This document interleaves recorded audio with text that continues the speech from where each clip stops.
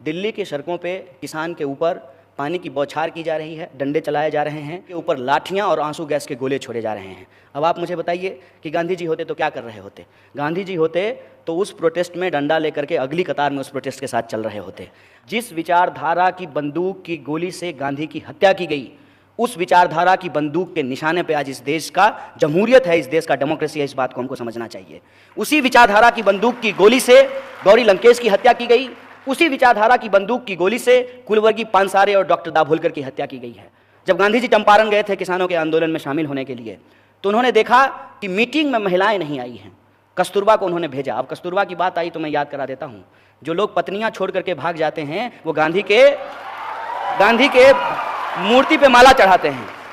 गांधी जी तो कस्तूरबा को छोड़ करके नहीं भागे थे, साथ में लेकर के घूमते थे और गांधी महान भी हुए। तो ये कोई कह दे कि पत्नी को जब तक नहीं छोड़िएगा तब तक महान नहीं होइएगा, इस विचार को आप समझ लीजिए। कस्तूरबा को उन्होंने कहा कि पता करो कि महिलाएं मीटिंग में क्यों नहीं आई हैं। कस्तूरबा जब गई तो पता चला कि लोगों की इतनी हैसियत नहीं है कि 4 साड़ी खरीद सकें। तो महिलाओं ने कहा कि हमारे घर में एक ही ऐसी साड़ी है जिसको पहन करके बाहर जा सकते हैं और हम 4 औरतें हैं, तो हमने तय किया कि कोई एक क्यों जाए, तो हम चारों नहीं गए। इसको कहते हैं यूनिटी। हम चारों नहीं गए। यह बात वो गांधी को आकर के बताए और गांधी ने तय किया कि हम कभी भी सूट बूट पहन करके जनता के बीच में नहीं जाएंगे। और आज क्या है कि जिनके पास सूट बूट नहीं था वो सरकार में इसीलिए आए हैं ताकि वो मोदी मोदी लिखा हुआ सूट पहन सके।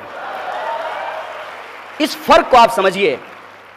हर पीला चीज जो है सोना नहीं होता है और हर गुजराती गांधी नहीं होता है। इस बात को आपको समझना चाहिए। और ये जो हकीकत है, आप विचार करके देखें कि आज के हमारे नेता कैसे हैं, कैसे वो गांधी के ऊपर फूल डालते हैं।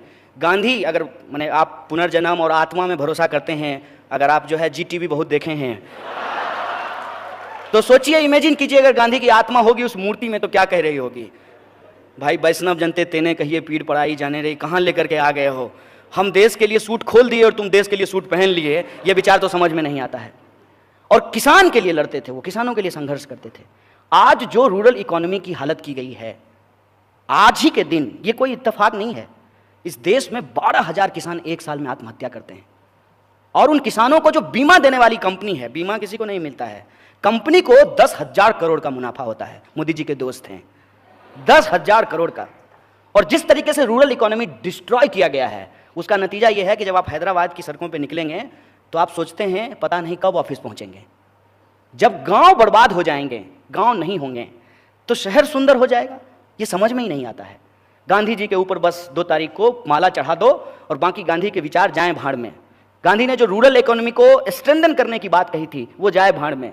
आज गांधी होते जो जिस तरीके से अंग्रेजों के खिलाफ वो नील आंदोलन को, नील की जो खेती होती थी, नील सत्याग्रह जो हुआ था, उसको लीड कर रहे थे, आज जो किसानों की आत्महत्या हो रही है उसके खिलाफ भी गांधी अगली कतार में खड़ा होकर के संघर्ष कर रहे होते। ये बात हमको समझना चाहिए। किसान मर रहे हैं और उसको बीमा देने वाली कंपनी को मुनाफा पे मुनाफा होता जा रहा है। और प्रधानमंत्री कह रहे हैं कि किसानों की आय को हम दोगुना कर देंगे। कैसे कर देंगे? किताब लिखे हैं, गांधी ने भी किताब लिखी थी हिंदू स्वराज, तो उन्होंने बताया कि कैसे जो है रूरल इकोनॉमी को स्ट्रेंथन करना चाहिए। उनके पास विचार थे। इन्होंने भी एक किताब लिखी है, पता नहीं इनका है कि नहीं है, हमको नहीं मालूम। वो किताब में कहते हैं कि कचरा उठाने में आध्यात्मिक सुख मिलता है। अगर आध्यात्मिक सुख मिलता है तो सारे मंत्री को सुबह उठ करके मंदिर जाने के बजाय गटर में डुबकी लगाना चाहिए। ये क्या है? ये है झूठ। इसको कहते हैं झूठ। खुलेआम झूठ बोलिए। देश की इकोनॉमी बर्बाद हो जाए, रूरल इकोनॉमी बर्बाद हो जाए और आप कहिए कि हम स्मार्ट सिटी बनाएंगे। अब सिटी स्मार्ट कैसे होता है हमको समझ में आज तक नहीं आया है। हम तो इंसान ही स्मार्ट होता है, ये आज तक नहीं समझ में आया कि स्मार्ट इंसान किसको कहते हैं। और यह जो स्मार्टनेस है, यह स्मार्टनेस टीवी पे बिकता है, झूठ बिकता है। जो दिखता है सो बिकता है, झूठ दिखता है और झूठ बिकता है। स्मार्ट बनाने के लिए क्या होता है? फेयर एंड लवली लगाइए, स्मार्ट हो जाइएगा। क्रीम लगाने से लोग स्मार्ट होता है, तो ऐसा करेंगे क्रीम हम भैंस को लगा देंगे, भैंस भी स्मार्ट हो जाएगी। सब कुछ कहेंगे गांधी जी महान आदमी थे, गांधी जी अपना पखाना साफ करते थे, गांधी जी सादा जीवन उच्च विचार करते थे, और गांधी जी का कोई भी चीज अपने ऊपर लागू नहीं कराएंगे। ना सादा जीवन उच्च विचार लागू करेंगे, ना रूरल इकोनॉमी को लागू करेंगे, ना किसानों की आत्महत्या पे कुछ बोलेंगे, ना गांधी की हत्या पे कुछ बोलेंगे। कोई एक मंत्री, कोई एक बड़ा नेता, कोई एक रेस्पॉन्सिबल व्यक्ति जो खुल करके कहे कि गांधी की हत्या नाथूराम गोडसे ने की, इसलिए हम नाथूराम गोडसे को आतंकवादी समझते हैं, नाथूराम गोडसे को मुर्दाबाद कहते हैं। किसी में हिम्मत नहीं है ये कहने की। और अपनी नाकामी को छुपाने के लिए सारा का सारा दोष जो है वो किसी और के सर पे मढ़ देना है। मसलन कि भाजपा ने कहा कि एनपीए जो है वो तो कांग्रेस के टाइम पे हुआ था, करप्शन जो है वो तो कांग्रेस के टाइम पे हुआ था। कांग्रेस के टाइम पे महंगाई नहीं थी क्या? तब पेट्रोल महंगा नहीं मिल रहा था। अरे किसान आत्महत्या तो कांग्रेस के वक्त में भी होता था। हम स्वीकार करते हैं भाई कि यह सारी समस्या जो है 2014 से शुरू नहीं हुई है, ये हम स्वीकार करते हैं। लेकिन अगर ये आप कह दें कि तू चोर मैं चोर इसलिए चोरी बहुत अच्छा है, ये तो हम मानने के लिए तैयार नहीं है। ये तो जवाब नहीं होता है। तू चोर मैं चोर इसलिए चोरी मुद्दा नहीं है, इसको हम कैसे मान लें? इस देश के नौजवान कैसे मान लें? ये सवाल मैं आपके सामने रख रहा हूं। एनपीए था, करप्शन था, इन जो समस्याएं हैं, इस समस्या से ही निजात के लिए लोगों ने आपको प्रधानमंत्री बनाया, नया सरकार चुन करके लाया। नहीं तो वही लोग कंटिन्यू कर रहे होते, क्या दिक्कत है? अरे कम से कम इतिहास तो झूठ नहीं बोलते ना मनमोहन सिंह, पढ़े लिखे व्यक्ति हैं। कम से कम इकोनॉमी पढ़े हुए थे, इकोनॉमी समझे हुए थे, तो कोई इकोनॉमिक डिसीजन लेते तो डीमोनेटाइजेशन जैसा ब्लंडर तो कम से कम नहीं किए होते। ये तो होता ना। मैं किसी के समर्थन में नहीं बोल रहा हूं। आज जब मैं गांधी की बात कर रहा हूं, लाल बहादुर शास्त्री की बात कर रहा हूं, तो देश में क्या होना चाहिए, लोकतंत्र में क्या होना चाहिए, क्या जरूरी है हमारे आने वाली पीढ़ी के लिए, समानता क्यों जरूरी है समाज के लिए, मैं इस पर बात कर रहा हूं। और ये क्या मतलब होता है? हर सवाल को गुमराह करके आप नेहरू के पास पहुंचा देना चाहते हैं। अजीब बात है। मुझे तो लग रहा है कि इस दिन आप लोग भी इंतजार कीजिए, किसी दिन स्टेटमेंट आएगा मोदी जी का। मोदी जी जैसे कह रहे हैं ना कि इतने सालों का गड्ढा है, 70 साल में कांग्रेस ने जो है इस देश को लूट लिया है, तो उसको ठीक करने में वक्त मिलेगा। एक तो 70 साल जब ये बोलते हैं तब जो है ये उसमें बीपी सिंह को भी जोड़ लेते हैं, अटल बिहारी वाजपेयी के 6 साल को भी जोड़ लेते हैं।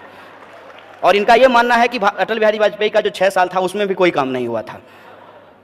उससे भी आगे बढ़ करके कोई इनका समर्थक तो ये जाके कह देता है कि 1100 साल के बाद जो है कि हिंदू प्रधानमंत्री बना है।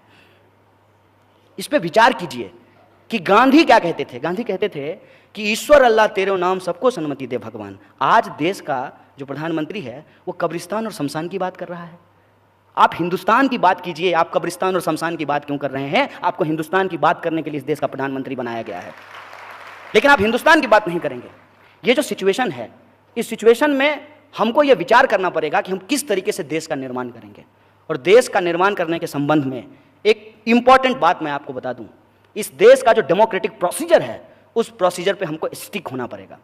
क्या है प्रोसीजर? प्रोसीजर ये है कि पिछली सरकार की जो गलतियां थी उन गलतियों से जनता नाखुश थी और जनता ने पार्लियामेंट्री डेमोक्रेसी में नए लोगों को अपना मत दिया और नए लोगों की सरकार बनी। अब नए लोगों की जब सरकार बनी, वो भी यदि गलती कर रहे हैं, वो भी जो वादा किया वो यदि पूरा नहीं कर रहे हैं, तो उनको भी सत्ता से जाना चाहिए। यही लोकतंत्र है, यही पार्लियामेंट्री डेमोक्रेसी है। ये हमको दिमाग में डालना चाहिए। और ये बात हमारे दिमाग में ना आए, इस दिशा में हम सोच ना पाएं, इसीलिए ये जो आप कहते हैं ना, सच का तो छोड़ दीजिए, झूठ जो है वो इस कदर हमारे दिमाग में घुसाया जा रहा है कि हम सच के इर्द गिर्द भी नहीं पहुंच पाते हैं। और वो क्या है? साफ साफ कहते हैं कि एनपीए कांग्रेस के वक्त में इतना लाख करोड़ हो गया था। होगा, लेकिन आपसे तो हिसाब हम तब का पूछेंगे ना जब आप अप्रैल 2014 से लेकर के अप्रैल 2018 के बीच में 3,16,000 करोड़ रुपया जो है लोन का, कॉर्पोरेट लोन का माफ़ कर दिए हैं वित्त मंत्री रहते हुए। ये सवाल तो हम आपसे पूछेंगे ना कि ये सवाल जो है हम पूछने के लिए इंदिरा गांधी से जाएं, ये सवाल पूछने के लिए हम नेहरू से के पास जाएं। ये प्रश्न है। और ये सवाल जब आप पूछेंगे तो साफ साफ आपको कह दिया जाएगा कि कांग्रेस ने जो गलती की है उसकी वजह से आज जो भी समस्या है वो देश जूझ रहा है। तो कल को अपनी नाकामी छुपाने के लिए प्रधानमंत्री कह देंगे कि पिछले 5 साल में हम कुछ इसलिए नहीं कर पाए क्योंकि हम कांग्रेस के वक्त में पैदा हुए थे। इस बहानेबाजी का क्या मतलब है? और हम एक आइडियोलॉजिकल प्रश्न आपसे पूछ रहे हैं, लोकतंत्र के हवाले से ये सवाल हम आपसे पूछ रहे हैं कि लोकतंत्र को कैसे चलना चाहिए, लोकतंत्र में क्या जरूरी है। और लोकतंत्र में जो हमने पढ़ा है, माने हम डिग्री भी दिखाने के लिए तैयार हैं, हमारा डिग्री देख लीजिए। हमने जो पढ़ा है, हमने ये पढ़ा है कि लोकतंत्र में लोग सबसे इंपॉर्टेंट होते हैं। और आज लोग के सवाल को अलग अलग तरीके से गुमराह किया जा रहा है। बुनियादी सवाल क्या है? बुनियादी सवाल यह है कि देश के भीतर शिक्षा में बजट कटौती क्यों की जा रही है। यदि इस देश के गरीब लोग नहीं पढ़ेंगे, इस देश के आम आवाम नहीं पढ़ेंगे, इस देश में महिलाओं को शिक्षा नहीं मिलेगी, तो देश आगे कैसे बढ़ेगा? सबसे बुनियादी चीज़ है शिक्षा। शिक्षा में लगातार बजट कट किया जा रहा है। जो किसान हैं जो सबके लिए अनाज पैदा करते हैं, सबका पेट भरते हैं। प्रधानमंत्री जी के लिए भी मशरूम वही उगाते हैं, किसान ही उगाते हैं। वो किसान आत्महत्या कर रहे हैं, ये सवाल है। मजदूरों को उनकी न्यूनतम मजदूरी नहीं मिल रही है। आए दिन सफाई कर्मचारी गटर में उतर करके जहरीली गैस से मर जा रहे हैं, और सरकार के जो समर्थक हैं वो अजीबोगरीब बयान देते हैं। एक तो जज साहब हैं, मैंने न्यायपालिका भी रो दी होगी उनके उस सवाल से। एक जज साहब ने कहा कि मोर मोरनी के आंख में आंसू डाल देता इसलिए बच्चा पैदा होता। हमको तो सुन करके लगा कि हिंदू धर्म तो नहीं खतरे में है, लेकिन इस देश में विज्ञान, लॉजिक, गणित, दर्शन, इतिहास ये जरूर खतरे में है। इस तरीके की बातें जो है वो की जाती है। और ये आप मत समझिए कि ये ऐसे ही किया जाता है, ये जानबूझ करके किया जाता है, क्योंकि ये एक डिजाइन है। डिजाइन ये है कि इतनी बार झूठ बोलो कि वो झूठ को ही लोग सच मानने लगे। और इसीलिए ये बात आज बार बार बोली जा रही है कि politics is all about perception. No man, politics is just not all about perception. Politics is all about perspective. That is more important. That we have to understand.